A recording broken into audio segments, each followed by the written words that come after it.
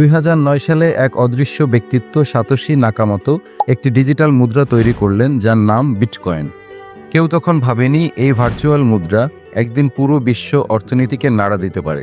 আজ বিটকয়েন শুধু একটি কয়েন নয়, একটি আন্দোলনের নাম, বিকেন্দ্রীকরণ, গোপনীয়তা এবং আর্থিক স্বাধীনতার প্রতীক। বিটকয়েনের পর এসেছে হাজারো altcoin, Ethereum, ripple, Litecoin, Dogecoin. প্রতিটি নিজস্ব প্রযুক্তি ও লক্ষ্য নিয়ে জন্ম নিয়েছে। কিন্তু কেন এত আগ্রহ? কারণ ক্রিপ্টোকারেন্সি একটি সেন্ট্রাল অথরিটি ছাড়াই আর্থিক লেনদেন সম্ভব করে তোলে। আপনি কারো অনুমতি ছাড়াই টাকা পাঠাতে পারবেন পৃথিবীর যে কোনো প্রান্তে, সম্পূর্ণ নিরাপদ ও ট্র্যাকবিহীনভাবে। এর পেছনে রয়েছে ব্লকচেইন নামক প্রযুক্তি, যেখানে প্রতিটি লেনদেনের একটি খোলা ডিজিটাল খাতায় লিপিবদ্ধ হয়। কিন্তু একে বদলানো প্রায় অসম্ভব। অথচ এই সুবিধাগুলোই আজ অনেক দেশের চোখে বিপদের কারণ ক্রিপ্টো ব্যবহার করে মানি লন্ডারিং, কর ফাঁকি, এমনকি অবৈধ ব্যবসাও করা সম্ভব। 2021 সালে এল সালভাদর ছিল প্রথম দেশ যারা বিটকয়েনকে বৈধ মুদ্রা হিসেবে ঘোষণা করে। এই সিদ্ধান্ত বিশ্বকে চমকে দেয়। এরপর অনেক দেশই ভাবতে বাধ্য হয়, ক্রিপ্টো কি ভবিষ্যতের মুদ্রা?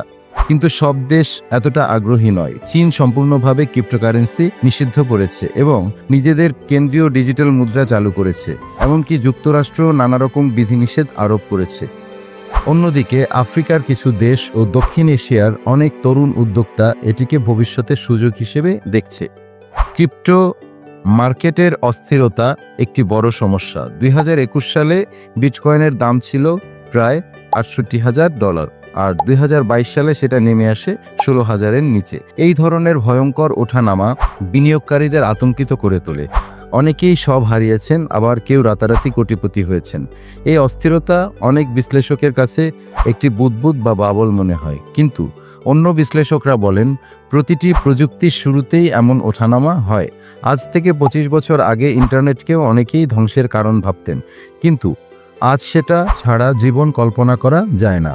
তাছাড়া ক্রিপ্টোকারেন্সি শুধু মুদ্রা নয়, এর পেছনে প্রযুক্তির ব্লকচেইন রয়েছে এবং voting system, data storage, supply chain, এমনকি হেলথ রেকর্ড ম্যানেজমেন্টেও। এনএফটি বা non fungible token, DAO, smart contract, এই ধরনের ধারণা মূলত ব্লকচেইনের উপরে দাঁড়িয়ে। অর্থাৎ ভবিষ্যতের ইকোনমি অনেকটাই হতে পারে টোকেনাইজড, অর্থাৎ ব্লকচেইন ভিত্তিক সম্পদ ও লেনদেন। তবে এই ভবিষ্যতের পথে বাধাও কম নয়। সরকারগুলো ক্রিপ্টোকে নিয়ন্ত্রণ করতে চায়। সেন্ট্রাল ব্যাংকগুলো নিজেদের ডিজিটাল কারেন্সি চালু করেছে, যাকে বলা হয় CBDC, central bank digital currency. অনেকেই বলছেন এটি হবে এক ধরনের নিয়ন্ত্রিত ক্রিপ্টোকারেন্সি, যার মাধ্যমে সরকার লেনদেন ট্র্যাক করতে পারবে, কিন্তু মানুষ হারাবে গোপনীয়তা। এখন প্রশ্ন হচ্ছে, এই লড়াই কোথায় গিয়ে থামবে? সাধারণ মানুষের আর্থিক স্বাধীনতা নাকি সরকারের নিয়ন্ত্রণ? ক্রিপ্টো কি শুধুই একটি ফিনান্সিয়াল এক্সপেরিমেন্ট, নাকি এক নতুন অর্থনৈতিক বিপ্লব? এক সমীক্ষায় বলা হয়েছে 2040 সালের মধ্যে বিশ্বের অর্ধেকের বেশি লেনদেন হবে ডিজিটাল কারেন্সিতে। কিন্তু সেই কারেন্সি কি হবে ক্রিপ্টোকারেন্সি নাকি কেন্দ্রীয় ব্যাংকের ডিজিটাল টোকেন, তা সময়ই বলবে। তবে এটুকু নিশ্চিত, আর্থিক খেলা আর আগের মতো থাকবে না।